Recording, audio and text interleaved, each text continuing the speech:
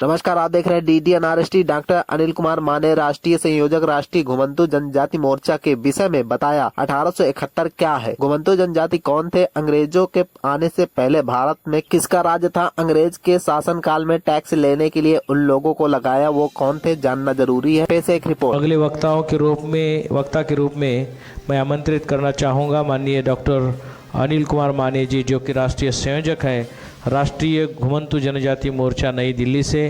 वो डायस पर आए और विषय के संदर्भ में अपनी बात रखे। माननीय डॉक्टर अनिल कुमार माने साहब। साथियों, 42वां बामसेप का राष्ट्रीय अधिवेशन एवं भारत मुक्ति मोर्चा का 15वां राष्ट्रीय अधिवेशन जो वर्चुअल माननीय वामन मेश्राम साहब की अध्यक्षता में हो रहा है, और ये राष्ट्रीय अधिवेशन देश भर के लाखों लोग वामन मेश्राम साहब के फेसबुक पेज पर देख रहे हैं। आज जो यहाँ पर विषय लगाया हुआ है, एक ही विषय पर मैं बात रखूँगा। देश भर में घुमंतु जनजातियों को संवैधानिक पहचान ना दिया जाना एवं उन्हें संख्या के अनुपात में स्वतंत्र पर्याप्त प्रतिनिधित्व ना दिया जाना ब्राह्मणी व्यवस्था का गुलाम बनाए रखने का षड्यंत्र है। एक चर्चा अर्थात घुमंतु जातियों में राष्ट्रीय स्तर पर नेतृत्व और आत्मनिर्भर एवं स्वाभिमानी राष्ट्रव्यापी संगठन निर्माण किए बगैर उनकी समस्याओं का समाधान संभव नहीं है। एक चर्चा।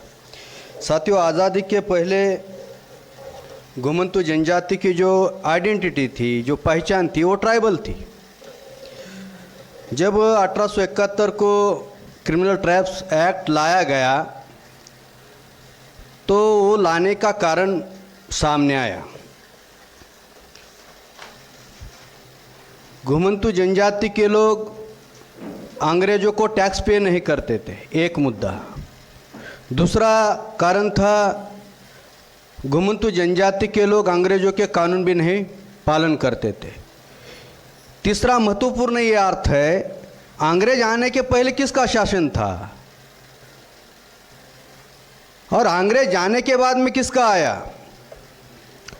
तो अंग्रेज जाने के बाद में ब्राह्मणों का शासन आया, लेकिन इस देश में मनुस्मृति का भी एक शासन चलता था, यानी ब्राह्मणों का भी कानून घुमंतु जनजाति के लोग पालन नहीं करते थे। जब ट्राइबल्स में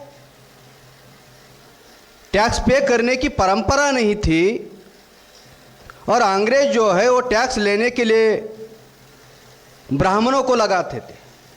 डायरेक्ट अंग्रेज टैक्स लेने के लिए, कलेक्ट करने के लिए नहीं जाते थे, तो ब्राह्मणों के माध्यम से टैक्स कलेक्ट करने का काम करते थे।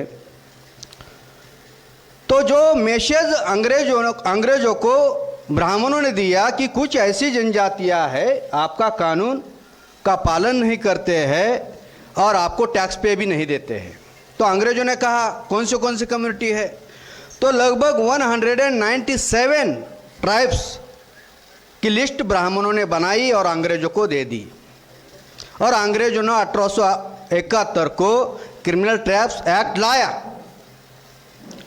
तो बाबा साहब ने इसका क्लासिफिकेशन किया है। ये अवर्ण है,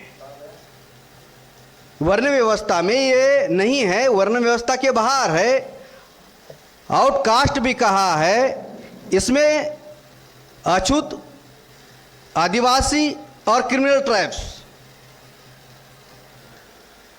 और 1931 के पहले अंग्रेजों ने जो साहित्य लिखा, जो रिसर्च किया, उसमें क्रोक था, रसेल एंड हीरालाल था, एम कैनेडी था, एंथोन था। इनके किताबों में इनकी जो पहचान है वो ट्राइब्स के नाम पर है, जाति के नाम पर नहीं है।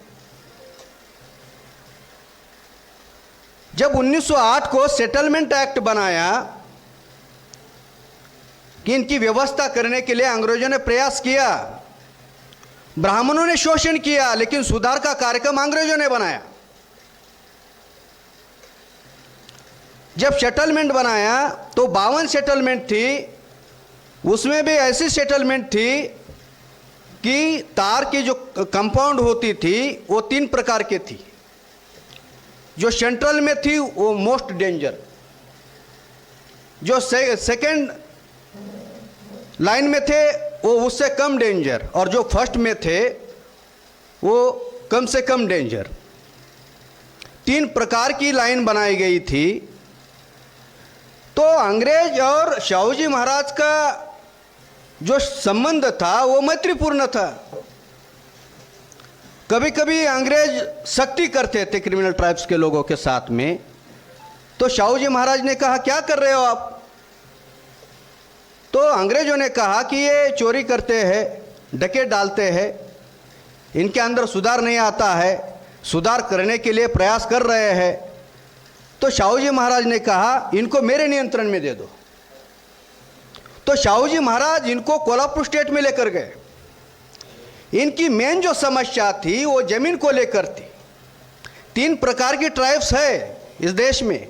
एक हिल ट्राइब्स है जो पहाड़ियों में है, दूसरी जंगल की ट्राइब्स है जो फॉरेस्ट ट्राइब्स है, और तीसरी ट्राइब्स ये है कि ना वो पहाड़ियों में है, ना जंगल में है, ना शहरों में है, ना गाँव में है, वो गाँव के बाहर है, शहरों के बाहर है।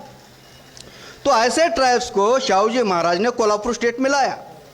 तो शाहू जी महाराज ने सोचा इनकी मेन समस्या क्या है, ये जमीन नहीं है इसलिए घूमते रहते हैं, इनको रोजगार नहीं इसलिए चोरी करते हैं।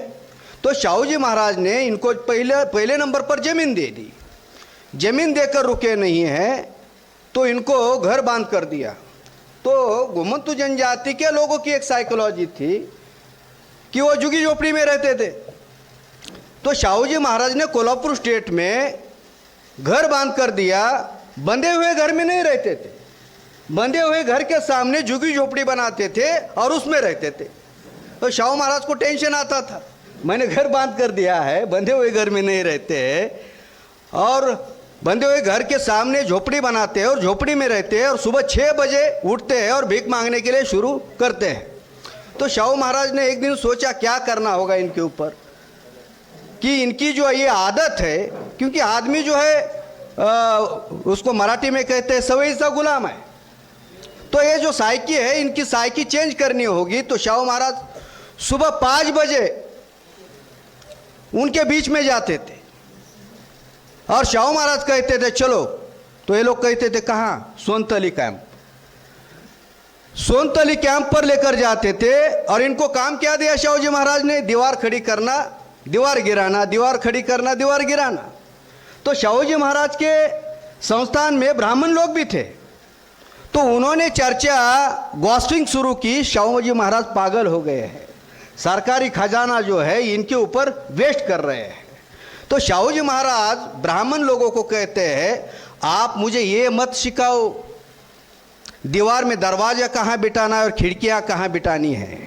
इन लोगों को काम मिल रहा है, इनकी जो आदत है भीख मांगने की, चोरी करने की, वो कम हो रही है, इनको रोजगार मिल रहा है, इसमें मैं समाधानी हूँ। शाहू महाराज को देखते ही ब्राह्मण लोग घृणा के दृष्टि से देखते थे। तो शाहू जी महाराज ने लिखित में, उनका स्पीच है, ये जो ब्राह्मण लोग हैं ये मुझे घृणा से देखते हैं, ये जो लोग हैं अविश्वासु लोग हैं, ये जो घुमंतू जनजाति के लोग हैं ये विश्वासु लोग हैं, उनके बीच में जाता हूं तो मुझे धोखा नजर नहीं आता है। तो शाहू जी महाराज ने ट्राइबल लोगों को पुलिस फोर्स में वहां पर कोल्हापुर स्टेट में जिम्मेदारी लगाई। एक बार पारदी जो है आज शेड्यूल ट्राइब में है, जो अंग्रेजों के समय में क्रिमिनल ट्राइब्स में था। तो एक पारदी ने शाहू महाराज के गोदाम में ही चोरी की साहब। तो ब्राह्मण मुनीम थे, वो लिखा पढ़ी करने वाले लोग थे, तो उन्होंने उसको पकड़ा और शाहू महाराज के सामने लेकर आए। तो शाहू महाराज ने कहा, मुनीम ने कहा महाराज आपको बोला था ये चोर लोग हैं, सुधरने वाले लोग नहीं हैं। तो शाहू जी महाराज कहते हैं क्या किया उसने? गोदाम में चोरी की। चोरी की? काय की चोरी की? बोले चावल की चोरी की। शाहू जी महाराज कहते हैं चावल चुराया?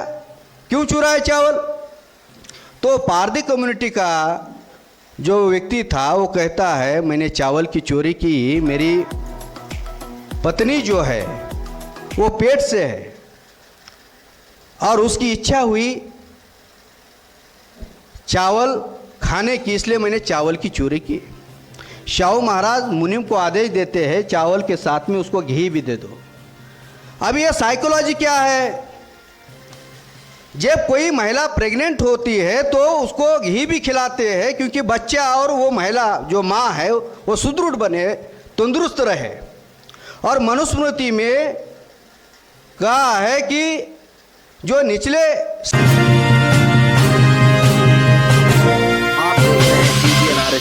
समूह के लोग हैं उन्होंने घी नहीं खाना चाहिए। एनालिसिस ऑफ कास्ट पढ़ा मैंने, उसमें अछूत लोग घी से बनाए हुए फूड बना हुआ था, वो खाने के लिए बना था। ब्राह्मणों को पता चला ये घी वाला फूड जो बनाया हुआ है वो खा रहे हैं, तो वो मिट्टी में मिला दिया। तो इस देश में शाहू जी महाराज ने जो परिवर्तन लाया, जो बदलाव लाया, जमीन का बंटवारा किया, उनको रोजगार दिया, पुलिस बनाया और परिवर्तन लाया, तो आज वो परिवर्तन लाने की आवश्यकता है। ना ये परिवर्तन कांग्रेस ने लाया, ना ये परिवर्तन बीजेपी ला रही है। नेहरू ने सबसे बड़ा धोखा घुमंतु जनजातियों के लोगों के साथ में किया। 1952 को जब सेटलमेंट एक्ट के जो तार कंपाउंड थे वो तोड़ने के लिए सोलापुर में नेहरू गए और तार काटी और नेहरू ने स्पीच किया कि आज से आप विमुक्त हो, मुक्त हो जाओ। यशवंतराव चौहान उस घटना के साक्षीदार है, उनका रिकॉर्डेड स्पीच है। तो यशवंतराव चौहान जी ने कहा नेहरू ने तो तार काटी, लेकिन ये समाज जाएगा कहाँ, खाएगा क्या, उनके रोजगार की क्या व्यवस्था रहेगी, उनके एजुकेशन का क्या रहेगा। ये उस समय में हमारे दिमाग में ये बात नहीं आई। आज देखते हैं तो घुमंतु जनजाति की अवस्था ये कटी हुई पतंग जैसी हुई है, आज भी वही है। तो नेहरू ने डी नोटिफाइड तो किया लेकिन नोटिफाइड नहीं किया, डी नोटिफाइड किया, नोटिफाइड नहीं किया। अगर क्रिमिनल ट्राइब्स है तो डी नोटिफाइड ट्राइब्स आ रहा है, तो मराठी में वो आ रहा है विमुक्त जाति। जो ट्राइबल आइडेंटिटी थी जो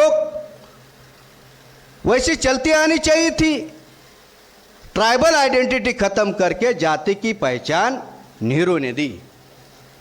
जब शिष्टमंडल इंदिरा गांधी को मिलने के लिए गया और इंदिरा गांधी को कहा कि हमारी पहचान ट्राइबल है, ट्राइबल्स राइट दे दो, दूसरा जमीन दे दो, तो इंदिरा गांधी जी ने कहा इस पर मैं सोच के बताती हूँ।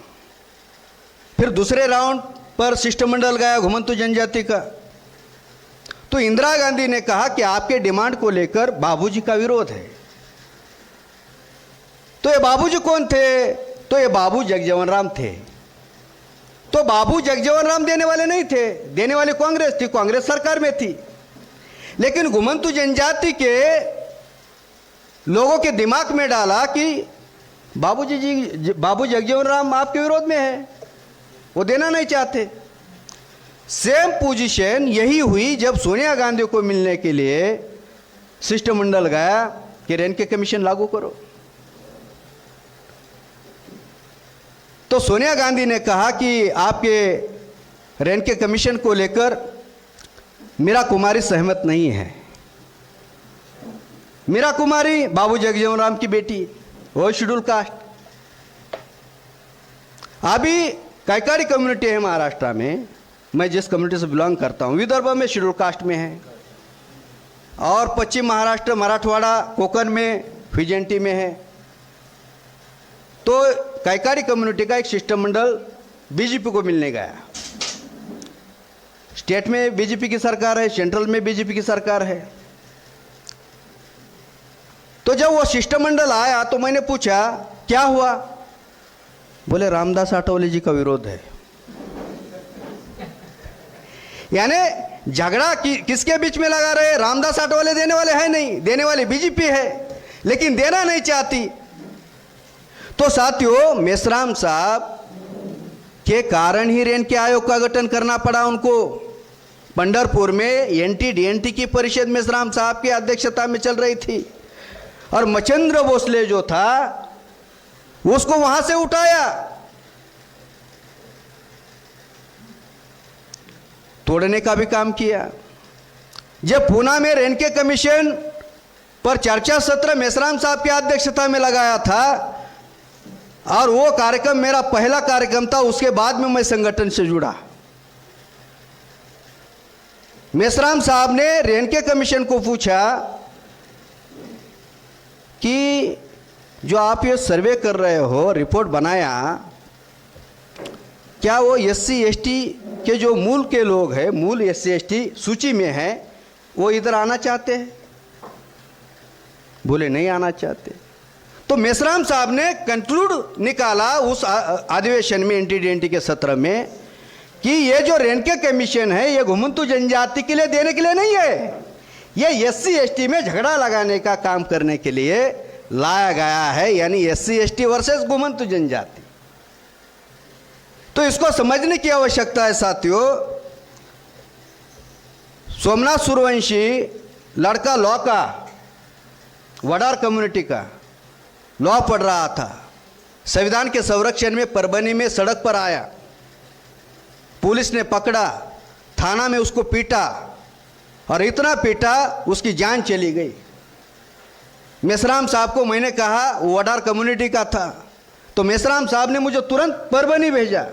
जैसे मैं परभनी गया, सोमनाथ सूर्यवंशी के माँ को मिला और साहब की बात करवा कर दी, तो साहब ने तुरंत कहा 1 लाख रुपए की मदद संगठन की ओर से दे दो। दूसरे दिन चेक दे दिया।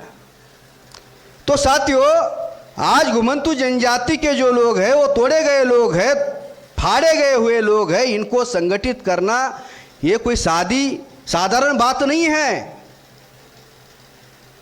अनिल माने को कौन जानता था, लेकिन अनिल माने को आज पूरे भारत के लोग जान रहे हैं।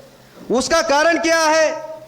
मेश्राम साहब ने अनिल माने के ऊपर बुद्धि इन्वेस्ट की, साधन इन्वेस्ट किए, समय इन्वेस्ट किया, श्रम इन्वेस्ट किया, हुनर इन्वेस्ट किया, तब जाकर ये आइडेंटिटी बनी, तब जाकर मेरी एक पहचान बनी।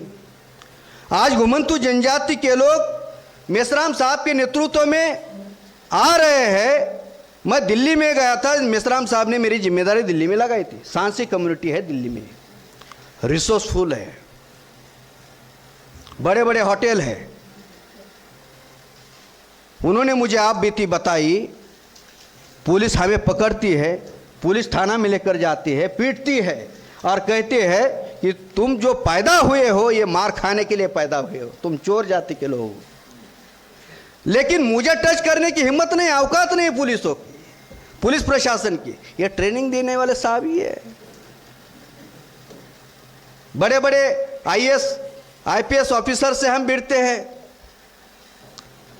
जो हमारे संगठन के अंदर लोग हैं वो सुरक्षित है, लेकिन जो संगठन के बाहर हमारे ही लोग हैं असुरक्षित फील कर रहे हैं, उनके पास में जाने की आवश्यकता है, उनको जोड़ने की आवश्यकता है। एक महत्वपूर्ण मैं किस्सा आपको बताता हूं। पहली मीटिंग शरद पवार साहब के साथ में बॉम्बे में थी और मेश्राम साहब के साथ में मैं गया था। यशवंतराव चौहान प्रतिष्ठान में मीटिंग चल रही थी। दो बड़े लीडर पवार साहब, मेश्राम साहब आपस में चर्चा कर रहे थे। मैं मेश्राम साहब के बाजू में बैठा था, तो दोनों की चर्चा चल रही थी। तो शरद पवार साहब ने मेरे और देखा और कहा, इनका क्या परिचय है? साहब को ही पूछा, इनका क्या परिचय है? तो साहब परिचय देने में तो हमारे लोगों को बड़ा बनाते हैं साहब। तो साहब ने कहा, एनटी-डीएनटी से है, डॉक्टर अनिल माने हैं, राष्ट्रीय स्तर पर काम करते हैं। तो उन्होंने वो सुना। बेल बजाई, पीए को बुलाया, लक्ष्मण राव माने आए हैं, उनको भी बुलाओ बोले। तो लक्ष्मण माने साहब आए उधर। शरद पवार साहब ने कहा ये डॉक्टर अनिल माने हैं। तो लक्ष्मण राव माने ने कहा हाँ मैं उनको जानता हूँ, हमारे मेहमान हैं। तो इससे मैं पवार साहब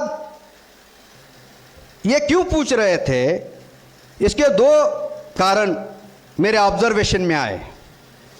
बस कंक्लूड करता हूं। एक, वो एनटीडीएनटी में कौन सी जाति समूह से है ये जानना चाहते थे। दूसरा, इधर आते हैं क्या लक्ष्मण माने के थ्रू, ये था। हमारे कुछ लोग प्रवाह में चले गए, खत्म हो गए। तो ऐसे भी प्रसंग आते हैं। मेश्राम साहब इस देश में बहुत बड़ी लड़ाई लड़ रहे हैं, एनटीडीएनटी का संगठन बनाने के लिए पहल कर रहे हैं और एनटीडीएनटी के अंदर नेतृत्व का भी निर्माण करने के लिए पहल कर रहे हैं। मेश्राम साहब के नेतृत्व में हमें संगठित शक्ति के साथ में हमारे मुक्ति का आंदोलन खड़ा करना होगा, तब जाकर घुमंतु जनजाति के समस्या का समाधान होने वाला है। तो मैं देश भर के घुमंतु जनजाति के लोगों को अपील करना चाहता हूं कि आप लोग मेश्राम साहब के साथ में, संगठित शक्ति के साथ में साथ सहयोग करो और राष्ट्रव्यापी जन आंदोलन में शामिल होकर अपने मुक्ति का आंदोलन खड़ा करोगे। इस आशा और विश्वास के साथ मेरी बात आप लोगों ने ध्यान से सुनी, इसके लिए आभार, धन्यवाद।